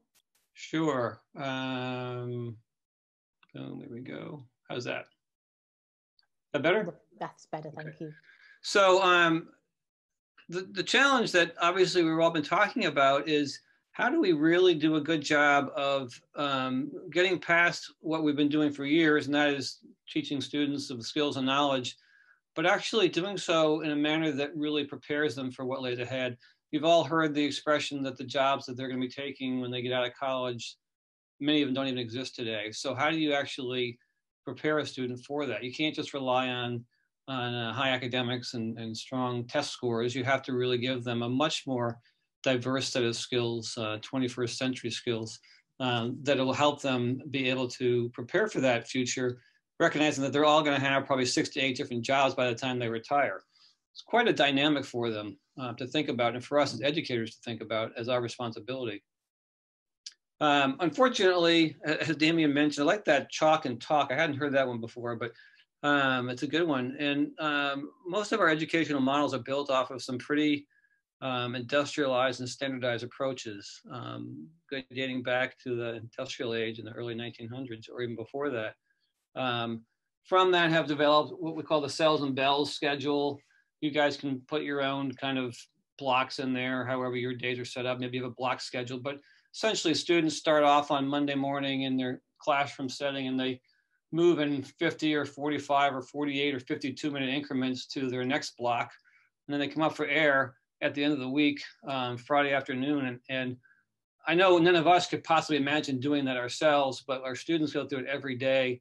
And it's a fairly contained, controlled, I would characterize it as potentially numbing experience, regardless of how good the teacher is, because the teacher has them for their block, but then they're off to the next one. And it's challenging. And I think we need to keep that in mind as we think about what lays ahead for them. You add to that the chalk and talk or sage and the stage approach that many teachers take, and you've really got a tough situation for these students. One that is not doing them justice, keeping their attention, or preparing them truly for the future. On top of that, we then say, oh, and by the way, there is time after school we can take advantage of. Let's stick some more programming in there. Let's really jam their lives full of more responsibilities. And when do they burst? I mean, I think we all know the rise in student depression, teenage depression, in anxiety, the increased medications. You're not focused enough, so we'll have to give you some medication to improve that. I mean, it's just really out of control. And I have to say, we have to take responsibility for that, because I don't think as educators, we have really done a good enough job recognizing that these students need to have much more self-determination, much more of a sense of control, much more of an ability to be the architects of their future. And that's a tall order when you know you've got to get through a certain curriculum, but within a certain amount of time to get ready for the end of the year AP test in our case. But it can be done. That's the good news. And so I want to take you through what we've developed at Shattuck St. Mary's over the last 7 or 8 years. We approached education that really does let the students grow, evolve, and develop, and fosters their innovation and creativity. That inner kindergartner that they had when they're 3 or 4 or 5 or 6 years old that gets cast aside because it's not testable or it's not going to, get them a better math score, but it is so essential to their futures. Where does that go, and how do we foster that while at the same time helping them develop as young people? That's at the heart of what we're trying to accomplish at Shattuck St. Mary's, and that's what we want to share with you. So we've developed a model called Scholar Shift, and yes, that is italicized because we're shifting. We are shifting from the sage on the stage to the guide at the side. We're making education a more democratic experience for the students. We're taking control from the teacher and putting it in the hands of our students in a manner you'll see how we do that. But it's a really, really important shift that I love the fact that the observation was made by Lorena about the fact these kids are all taking online courses. These kids are dealing with iPads when they're 6, 7, 8 years old. They're used to having a more dynamic, engaged, interactive experience, particularly now we're in the COVID environment. So how does this work? It's a little different. It's kind of like Flip 3.0 because it goes way beyond the traditional flipped classroom experience. So this is a cells and bells schedule. I just showed you one. I've just put in there, 5 core courses and a couple of co-curriculars, music and PE. Give them a free period so they can breathe. And that's the life of a student. Wow, that's a typical week. You can, make your adjustments and tweaks however you want. Maybe put 2 minutes instead of 4 minutes in crossing periods between classes, or throw a block in there, or switch up Wednesdays. But essentially that's what we all went through, and many schools, I'd say the majority of schools have. Scholar Shift completely throws that out, and it does it in the following manner. it basically says that we're not going to have classes on Monday, Wednesday, and Friday. We're not going to flip within a class. We're going to flip the entire schedule for the week. So we're going to say that on Tuesdays and Thursdays, we'll go back in time and use the old cells and bells schedule. But on Monday, Wednesday, and Friday, every teacher provides his or her content virtually. So every student shows up for school Monday morning, goes to the advisory, connects, is grounded, dials in, gets focused, but then that day ahead of them, they have to design. And they have to decide, the teacher is in that classroom during those, for example, if you're the math teacher, you're in your classroom, first period on Monday, first period, when you're open for business, for office hours, college type style. Students can come in and get one-on-one instruction. And so the students know at any point in any day, Monday, Wednesday, and Friday, they have access one-on-one with their teacher in that given time slot. The teachers know they have to be there and available for the students. However, it's not required. The student has all of their assignments that they know they have to get done. Nothing changes academically, okay? But look at that time. They are the architects of those 3 days. What are they going to do with it? Are they going to just stay in and go to school and sit in the classroom with their teacher and do their work on their own? Or are they going to take advantage of it? Maybe they'll go get extra help in biology on Monday because they have a test coming up. Or maybe they'll actually go and do an internship off campus in a law firm in this case, or any number of different places, a tech company, or it just goes on and on. They have all this time that they can use. Wednesday, maybe they're going to do an independent study and they're going to do cancer research and go meet with their advisor on the project that they develop because they're interested in that particular area. And then another area they've developed is a whole service learning project where they can go and do a tutoring session with a kid in the elementary school across the street who doesn't know how to read quite as well as he should. And then, of course, Friday afternoon at Shattuck St. Mary's, we have an innovation space called the We Create Center. They can go and they have time now to develop an entire portfolio of products, whether they be original music, film. We have a fashion design studio, an engineering studio, an architecture studio, goes on and on. So if you just look at this schedule, this is a week in the life of a student. And interspersed in all of those, and throughout that time, is a chance to study, chance to pursue in depth their different interests, a chance to connect with teachers one-on-one. They come into classes on Tuesdays and Thursdays, fully prepared, do the traditional piece. But I will tell you, we've had this in place, I think we're going on 9 years now.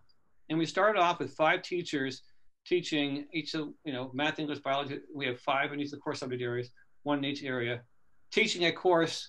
If it was a calculus class, they were doing 1 scholarship and 1 traditional. And at the end of the year, we had a faculty meeting where these 5 teachers presented to the faculty. And it was the last session of the last day after end of the school year meetings, which we all know what those are like. And we couldn't get the faculty to leave to go on summer break. They were so enthralled with listening to what their colleagues had done over the course of the year. And the long and short of it was, their students in this scholarship model perform as well or better than their students in the classroom model. And paradoxically, these teachers felt they knew their students better in the scholarship model. And it's simply because when you go for that one-on-one session, it's one-on-one. It's not a class of 18, 20, 24, whatever your number is. And it's an incredible chance to really connect with students. The other thing they said, which was really interesting, is this automatically allowed teachers to individualize.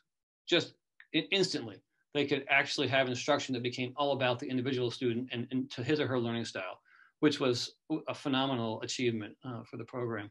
When you talk to students who go through this, we have alumni now who've gone through college, and their articulation of their college experience compared with their peers, particularly in the early years, night and day. They come in dramatically more prepared in ways I'll show you in just a second. So it's been it's been remarkable to see it in place. And the one thing that I want to share that's really an intangible, I don't know how you put data to it, but when you go into a Shattuck St. Mary's high school setting, there's a buoyancy, there's an energy, there's an enthusiasm, because the students are running their lives, right? They're not just coming in, head down, cells and bells, moving the bell goes off, move around. They are actually designing, creating, imagining, engaging, connecting in ways that are liberating for them. And it's just amazing to see what that does for them. It's been quite a successful undertaking. This appears very circuitous, but if you look at this closely, you know, they connect in the morning, the student, this is just a typical day. I mean, this could be, you can move this out any way you want, but this all has to be planned by the student, right? So now they are not only owning their future, but they're also taking the responsibility for managing their time. So when you think about college, this experience is college in high school in terms of what they have to think about. Because when they get to college, their schedule is going to be wide open. There's going to be all kinds of blocks of free time. This is now requiring them to figure out how do I manage that. Now, we call it college with training wheels, because at any point in time, the teacher can require the students to come in and sit in an office and go over their work with them. Because the student starts to fall behind, not meet the responsibilities, we have complete control over that valve. It can on and off. And so that's what we call college with training wheels. And some students will devour scholarship and take advantage of every single opportunity. Others will use it to really just get through the day and have all their work done so they have a life after school.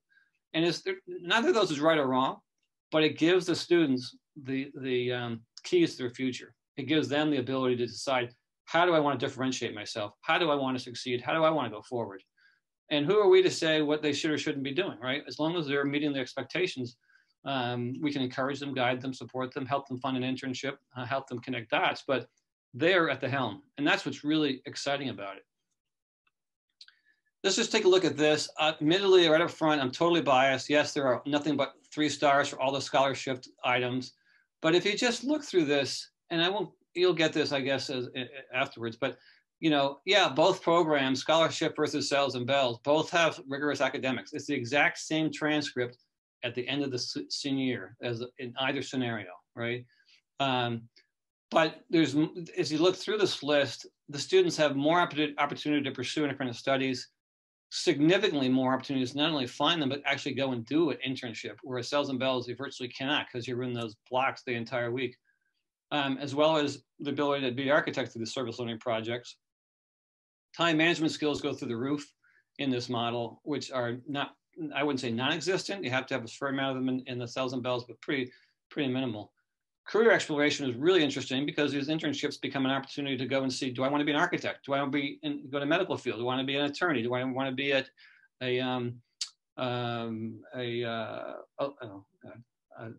go into medical practice in some fashion?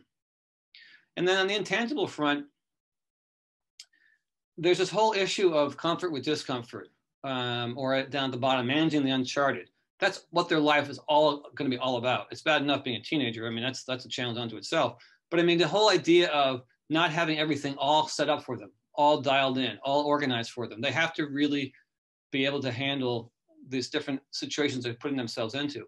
They have to be able to work and interact and engage with adults in ways that are not just about raising your hand in class and asking a question. It's all about dialogue, exchange, whether it be through the internship and the innovation center, in their work with their teachers one-on-one. It's a whole different kind of maturation process that takes place in this. The other thing that's really interesting is they have to think about how they think, right? What am I good at academically? Do I really understand math as well as I should? Am I naturally a good writer so I can spend more time on math? They can prioritize, organize, systematize their schedule, not around the one the school has given them, but around the one they think fits best with how they think. And that's really helpful for them when they get to college. It really gets them thinking about where their strengths are, what they want to pursue. And of course, it creates wonderful time for this really, really, really important thing called innovation and creativity. You know, you can't really foster that in a, you know, you can ask a teacher to teach in a creative, innovative way, and that's fantastic, and do fun projects. But ultimately, really getting these students to look within and figure out, how am I going to fill the blank canvas in front of me? What am I going to come up with? We have kids who created inventions and gotten patents. We have kids who produced great films and recording CDs. I mean, it's a really interesting opportunity for them to have this space and time to do more. And college readiness is off the charts, obviously, for reasons I've already shared. So it's a very robust model that assures The academic program is intact. The scorecards of each student, the transcripts are identical, but the kind of student and the experiences of those students when they're applying to colleges and going to college and ready for after college are night and day. Sorry, I'm pretty adamant about this. So, so when you're teaching the scholarship versus a traditional approach, on the one hand, you're teaching 2 days in the classroom versus the 5 days, and then you have 3 days of online delivery. And I love some of the examples that were given of the work that Damien has been doing, not dissimilar to what some of the faculty create. We use some of the similar softwares. We also use something called Panopto, which is it's worth checking out. And we have teachers who write with a stylus that has a recorder on it. So as they're writing the stylus, they can record their voice, and it all gets digitized and put onto a whiteboard. It's a pretty cool product. The teaching and scholarship, the teacher has office hours, and they connect with students on a very personal basis. I've had many faculty talk to me about, they'll come in for a question on a math, the Pythagorean theorem, and they'll cover that in 5 minutes and spend the next 15 minutes talking about their family back in China. And that's not happening in a class of 20 kids. I mean, it's just not. Individualized instruction, that student in the Pythagorean theorem is a different kind of learner than the sort of broader instruction to the class, and that teacher can individualize it. Guide, not sage, as I said earlier. Great connectivity with students. These faculty, you know, Labrini, you mentioned earlier, what is the role of a teacher? In this model, that teacher becomes a mentor, an advisor, a guide. What is that internship? You're, you know, the biology teacher. So you want to do something in biology. Let's get you an internship at that biotech company that Mrs. Jones is the CFO for, one of our parents. Let's put that together, make that connection. That's, you know, that the teacher all of a sudden becomes a dot connector, an advocate, a mentor. And then the last one, 3 times per week, that's the attendance. As a teacher of a scholarship in scholarship, I can actually really control my students' performance, or actually monitor it and have that student in my office for a one-on-one at any point in time during the course of the week in a very, very scheduled way. It's already in the schedule. Whereas in a full class attendance, you've got all these students and you've got to find a free time. It just becomes a much more logistical challenge. So as I said earlier, ironically, the scholarship model with less class time, traditional class time, ends up with a much more connected and focused experience for the student and the teacher relationship. Last slide. I couldn't resist having some fun. So you know, you get the cells and bells. I think you have a pretty good sense of my feelings around that. And in scholarships, the symbolism of these individual students all soaring into their different locations, I couldn't resist the balloons. You know, you have homogeneity versus individualized. You've got conformity versus exploratory. You've got planned versus evolves. You've got static, obviously, versus ever changing. And this is this visual is, I think, kind of says it all. And in terms of the balloons, notice that the strings, any one of those strings can be pulled down by a teacher and brought into an office to go over a topic or give support or connect further. So they're not soaring away by any means. So that's it. That's the long and short of it. A lot of information, but I'm mindful that you all have heard a lot already, and I don't want to take up too much of your time. And I guess we're going to take questions later. Yeah, that is amazing, Nick. I know that is very unique. I don't know if I can speak for everybody, but I've not actually heard of that approach before. I think that's amazing. I think there have been questions that have come up that we'll try and catch later, but I was just trying to think, is that more work for the teacher, or it just seems, I know the teacher's role is so different, but having to have a very individualized approach to almost every single student, does that require more work for the teachers? So the teachers are preparing the exact same lessons for the whole class. And then they're giving extra help as needed. So it's a chance to really customize to the individual students. But their lesson plans are the same, although delivered in different platforms. Oh, Brilliant. I'm sure we'll have questions for you later. There are a few in the chat, so we will definitely come back to you if that's okay, Nick. But thank you so much. No worries. Thank you. Brilliant. And so I think it's over for Keith. Keith, are you okay to? Yeah. I'll just share my screen now. Fantastic. Go for it. Thanks, Nick. There we go. Let me just get rid of that. Super. Well, thank you to everyone, and thank you to everyone who's spoken already. There's some really interesting things there, and I'll try not to repeat too much. But I wanted to start with telling you about myself. I am a head of drama at a high school in the United Kingdom. I've been teaching for about 20 years now. But I also spend a lot of time doing consultancy and working with schools. And I've got a website which supports drama teachers and all sorts of things, including flipped learning. And I think I also want to say that actually I'm a bit of a technophobe. Actually, I think really in my teaching practice, this is probably the only bit of technology that I use. I trained, 20 years ago, and yeah, it was all chalk and talk as well. Our school had one projector, and you had to book it out, and it would take about 3 weeks before you could use it. So really, we didn't use it much. And so my actual kind of teaching time is spent largely with me and the students. And flipped learning has really helped me to enable to do that to my best ability. Let me start with a bit of context. Context is everything, isn't it? So I teach in a high school in England, and curriculum time is really tight. That's kind of really, something that I'm sure we all share. We have 3 stages, key stage 3, 4, and 5. And each of those stages, the curriculum, the students choose subjects as they go, and so their curriculum becomes narrower. But we start at key stage 3, and there's something about, I did a quick count up. There's about 18 subjects to be taught across a 2-week timetable. So with obviously kind of preference towards maths, English and science, some subjects like drama and music and art will get 1 hour a fortnight contact time.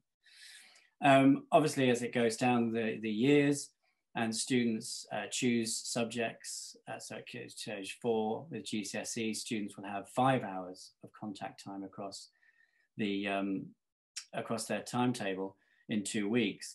But even then, although their contact time is increasing, the amount of content we've got to cover also increases. So time actually in front of the students working with them becomes incredibly tight and also very, very important. Especially, and it's interesting that Damien mentioned this about PE, in creative subjects, where actually there's a lot of different types of knowledge to cover and a lot of different kinds of things that the students need to do. So in an arts-based subject, we need to be able to create something. So we need to be able to create a piece of performance, a piece of music or whatever. But also we've got to learn the skills of analysing and evaluating. We've got to study the work of others so that we can attempt to emulate them and recreate them in our own classrooms. So there's an awful lot of knowledge to cover. And I guess that is what brought me to flipped learning in the first place. And I've been using flipped learning for about 8, maybe 10 years now.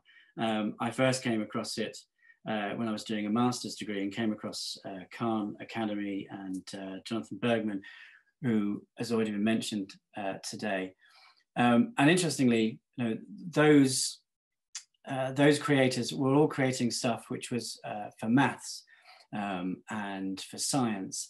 And for very traditionally heavy academic subjects. And again, it's interesting that Damien and I should be talking today, and we're both, active, creative subjects, yet we are both drawn to using flipped learning because of those benefits, I think, that it has of your use of time in the classroom. And that's what drew me to flipped learning, was that sense of time in the classroom. That there's a lot of theory that I've got to get across to my students. There's a lot of practitioner work they've got to learn. And at the same time, they've also got to demonstrate that through essay work, and they've got to demonstrate that through their performance. And so it's finding that balance between how much time do I teach them and how much time do they then to create.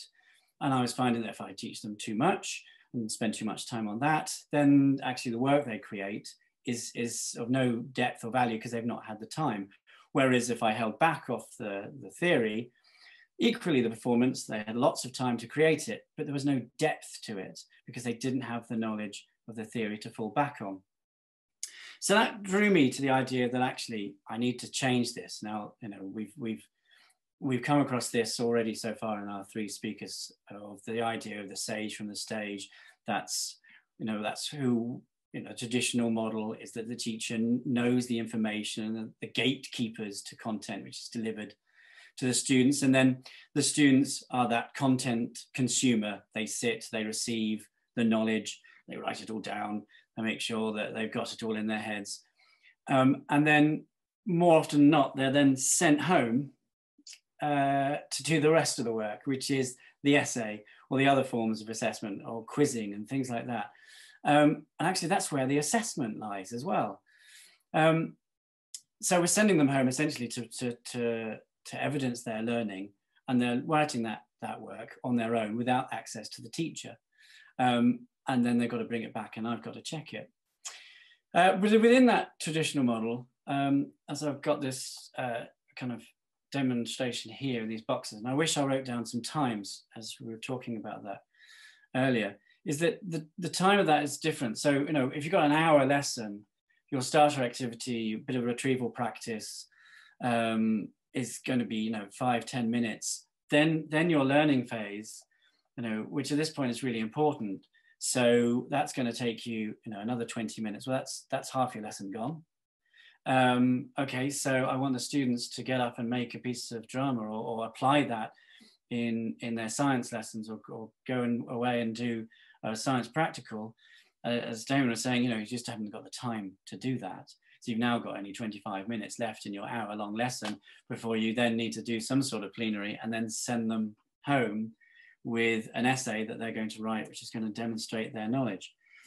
And so flipped learning, which I think we've kind of got the understanding of now, is that, you know, it takes the lecture and that lecture becomes the homework, which is delivered via video, and then the essay becomes the focus of the lesson, which actually I think is really important because whilst, you know, part of our job is to make sure that the students understand and know and learn all these bits of you know, knowledge and things, but actually what they're assessed on is the product that they create, be that the essay or the performance or whatever. And the more time that we as teachers can spend with them working on that essay, that evidence, helping them to unpick that knowledge so that they can use it, you know, is far more valuable use of our time than sending them home and letting them do it in isolation on their own, where, you know, if they've got you know, several questions, they can't ask me for the answers, or if they start to go down, you know, the wrong lane and they misunderstand something, then it might be a couple of days before I'm able to find out that they've gone down that wrong lane and be able to correct them. By which point, you know, it might be too late. That piece of incorrect information is now embedded in their memory, and it's going to take a lot more work to recreate that information. So this is the model that I've employed, which is fairly familiar to most of you. I think the most important thing is to reiterate the point is that it's a shift in teachers' mindset. It's, you know, flipped learning is not just adding videos into your teaching practice, and it's not blended learning, which is something different. It's about making the learning integral to the process, and I think the biggest shift is making the homework becomes the starting point to the lesson rather than the end point. So you're looking at it you're looking at it top down. So you're saying, well, here's the lecture that I've videoed, that I've prepared for you. And the students go off and watch that. And you provide, you know, you need to provide them with the method of being able to watch that so that they can use that information properly. So you give them the tools to be able to do that. And then the students come back into the lesson obviously then, you know, you need to continue with this idea of some sort of retrieval exercise, as other people have talked about, and checking learning. But fundamentally then, this phase of this lesson, this application phase, this doing time, changes, and it increases. So students can spend much more time on what they're working on and what they're being assessed on. They've got much more time to be able to ask you questions and to clarify bits and pieces. You've got more time as the teacher to get to know them and to find out where they're going with their learning and make sure they're on the right stage. And you know, we've heard a lot about the idea of the sage on the stage, and actually you become the guide on the side. And you know, after doing this for 10 years, actually I don't agree with any of that. Actually, I think you're both. I think you are both the sage on the stage and the guide from the side. You are, of course, you are the sage of the stage, because you are the one creating the material. It is still your knowledge. It is still, you are still the gatekeeper. You are still teaching your students, but what you're doing instead is that you are videoing yourself, or whatever method you choose to create your flipped learning. And then you present that to your students, to which then they are learning directly from you in their own time. And I'll talk about the benefits of that in a moment. But then they'll come back into the lesson, and then you are also the guide from the side, because you are able then to understand how the students are using that learning, how they've understood that learning, and where they are on that journey towards presenting the evidence of that learning, be that in an exam, a performance, or an essay. So what I was saying, what have they benefited from their time? And so, you know, it may not be a huge amount of time. It might be, you know, 20 minutes in every hour which you benefit. But for me, you know, in the context of teaching GCSE students 5 hours in a fortnight, if I can get 20 minutes for every hour extra, that's an extra hour of direct contact time, which is a tremendous amount in comparison to what it was before. So within that time, you know, the students are working more collaboratively. They obviously because they're spending more time applying the knowledge, they are working with each other much more than they did. Previously, they would have just sat down and listened to me for 20 minutes and then got on and into the group work. They are spending more time with the things that I'm talking about, the conventions of drama, and developing a greater sense of mastery over them. You know, they are becoming masters of their knowledge. They're able to approach things with much higher order thinking skills. And that is all because they've got much more time to be able to work with the knowledge and the skills that I'm providing them.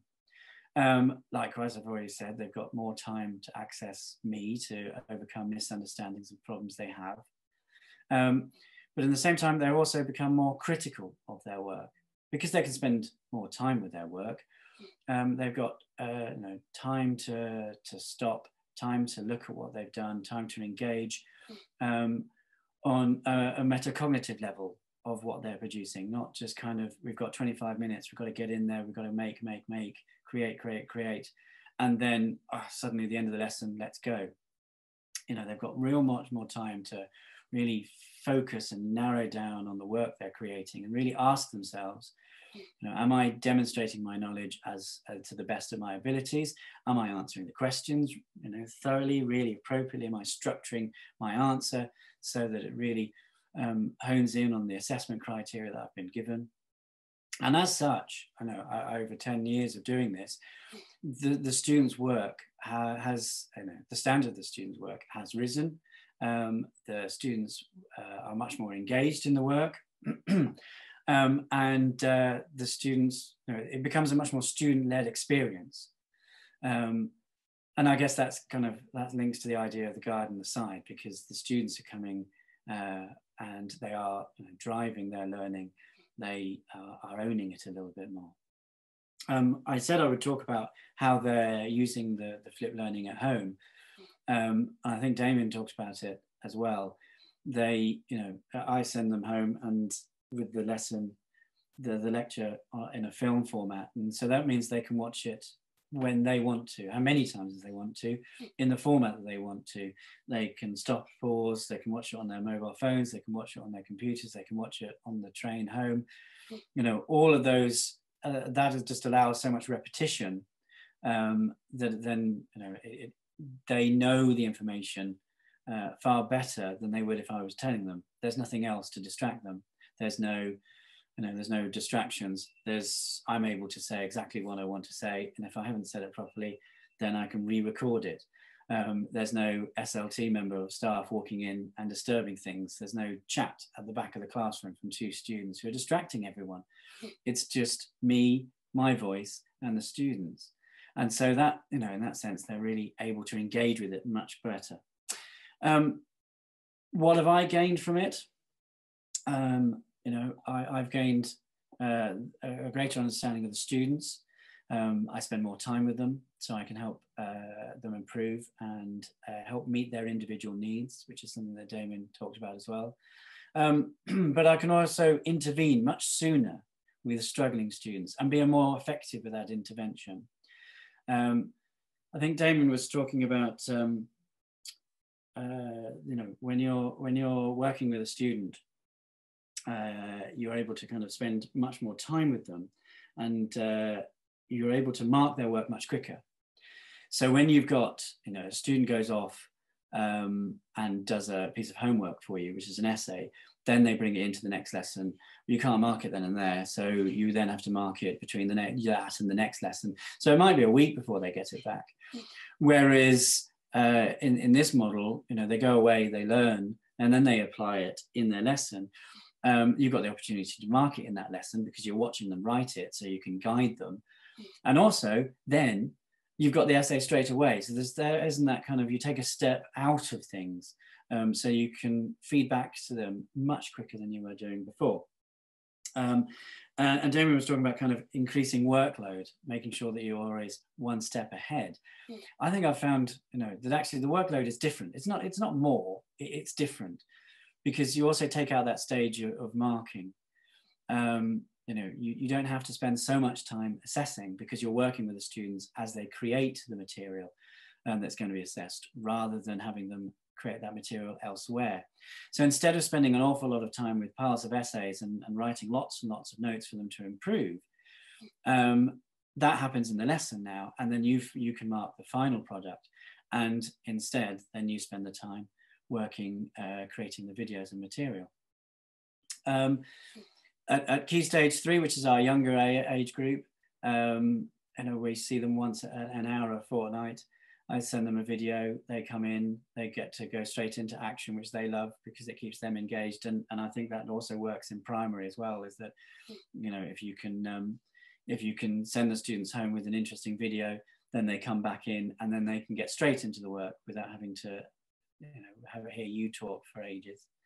With our older years, you know, it helps much because you get that more one-to-one time with them. And finally, I wanted to think about why the students like it, because they do. They just really, really love and engage with it. So I think the students love it because they can watch the video when and when they want to. They're where they feel best to learn, which isn't always the classroom. Unfortunately, isn't always the best place to learn sometimes.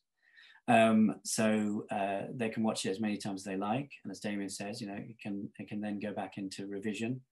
They can review past materials and lectures whenever they want, and you know, they feel empowered to take ownership of their learning as such. And in my experience over the last 10 years, that's what they've done. So I hope that is helpful to you, and I think there's some Q&A next as well. Well done. Thank you very much, Keith. That was fantastic. Yeah, I think we do have a few questions, and I'm very conscious that we've all been sitting here for quite a long time. So I'll get to a few of them. I know actually Vicente Salazar has asked a couple of questions for a few different people there. So I don't know if I asked Vicente, I know he wanted to know, I think it's about an in-between phase. His first question, I'll call you up now if you like, Vicente, I think it was the in-between phase, getting students onto this idea of learning that way when it's been traditional, if you see what I mean. I think it was an in-between stage. Vicente, are you still there if we can find you? Would you like to ask your question? I'm sorry, I'm trying to find it. Ah, that's a good point. How do I find you? I'm You're here. there? Wonderful. Okay, Vincenzo, would you like to ask your questions? I'll mute myself. Sure. Thank you very much. I've been reading a lot about flipped learning, and I've actually seen there is a lot, what you actually do before students come to class and actually what they do after, like they are in class. But what I haven't been able to find is actually, what you actually do in that, in between, in that stage, like previous, students come to class to actually check whether or not they actually learned something from either the video or the PowerPoint presentation or whatever resource you actually gave to your students.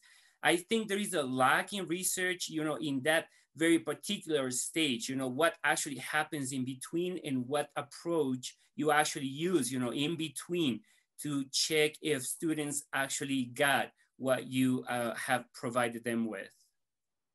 Who are you aiming that question to, Vincenzo? Or somebody would like to volunteer to, one of our speakers like to volunteer to answer that? Well, I've already asked that to Damien, and actually I really like what Kate actually spoke right now. So if either or could actually answer that question, I'll be like thankful for that. I'll start since I'm still unmuted still. I think that you're right, you need to make sure, and there's some other questions there about making sure the students have watched the video, because of course if they haven't, then the next part of the lesson is null and void for them. So I take approach of, firstly, is some sort of retrieval exercise, and that can take in the form of some simple questions. I know other people, Damon was saying, there's an online quiz that you can see who's coming into the lesson beforehand, who's understood that. I think you also need to have the facility for students to evidence that learning. Well, once you're with the students, they will understand if they've got what you've told them in that flipped learning or not through their evidence of their work. But I think you also need to be able to provide them with access to the video that you've given them, so that if they haven't been able to do it, and sometimes that happens naturally. It's not because students can be bothered. Sometimes internet access wasn't available or whatever. So you do need to be able to have that opportunity to pop an iPad under their face to go and watch it, and then fold them back into the lesson later on. It does seem to revolve a bit around trust, doesn't it? Whether you are trusting these students at home to actually do what you're asking them to do. Does that help you with your question, Vicente? Yeah, that's okay. Thank you very much, sir. Thank you.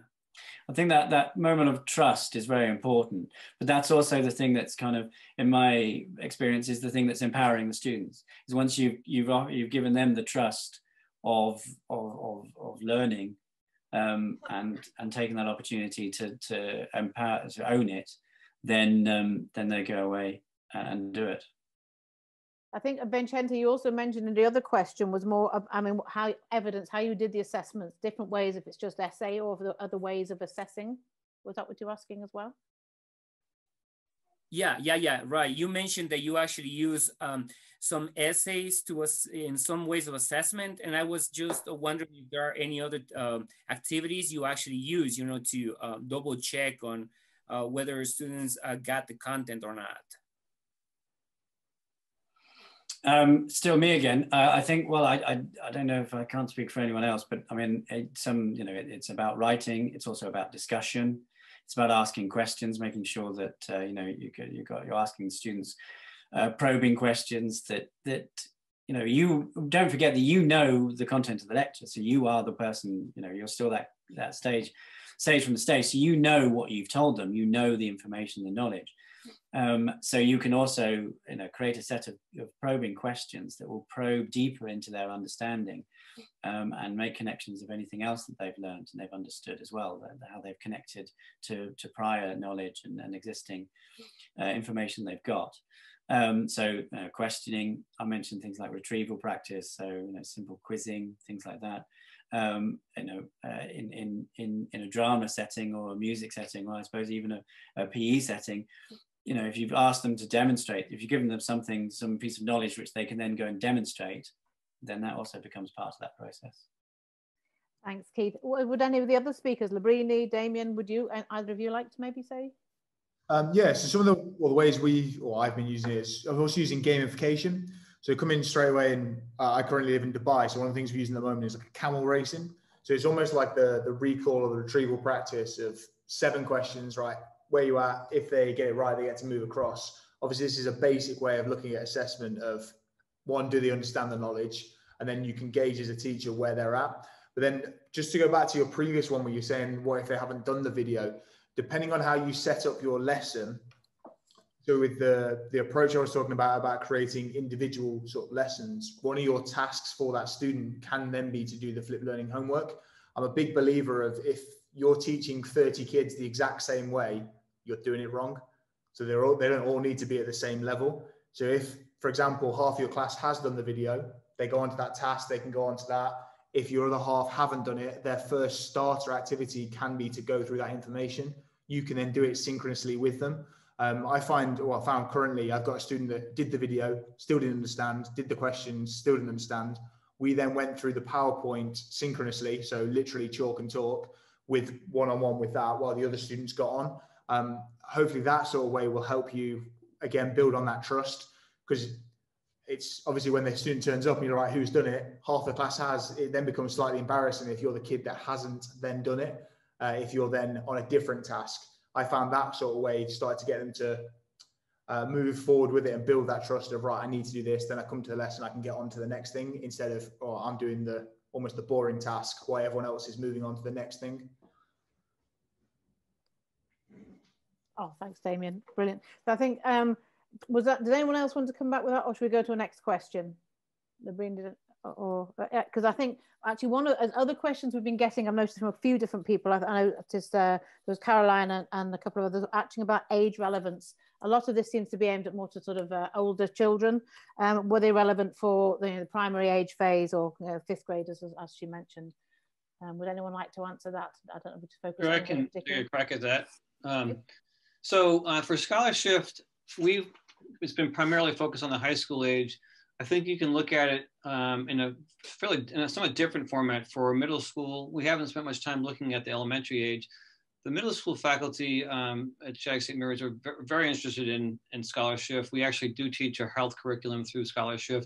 But they're interested in it not for the internships and the other things I talked about, but really for the opportunity to have different subject areas come together and create blocks of humanity or math science, or just kind of get creative with the time to bring together different types of knowledge for the benefit of the students in the middle school. So it is applied, but it is done so in a somewhat different age appropriate manner. Fab. And how about someone else? Labrini, have you got anything to say to answer any of the questions that have been asked? Specifically for the primary school, or just in general? Well, any of the questions that have been answered.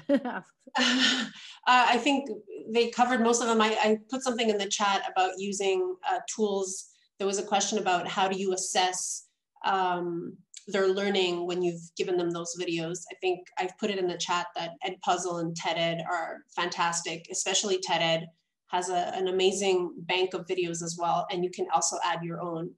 In terms of the primary school, I know our 5th grade teachers use a form of flipped learning where they assign students tasks or videos to do, and then they like Damon mentioned, they're split up depending on how well they did on those tasks. So it is possible. I'll be honest with you and say I haven't seen it used in primary school, although Damon seemed to have put a link there about using it in primary school. So yeah, that's my... Oh, thank you very much. I am really aware that it's gone on for an awful long time, and there's so much awesome information that everyone shared here. Like I said, this is being recorded. The conversations can carry on Facebook. If you remember, you can join our Facebook page. And obviously we're going to send this all out. So I just want to say thank you very much for everybody for participating. Thank you very much for your speakers. And we do send certificates out for attendees as well, as long as we've got your contact details, of course. So thank you very much, everybody. Have a wonderful evening, and thanks for joining us. I'll say goodbye for now.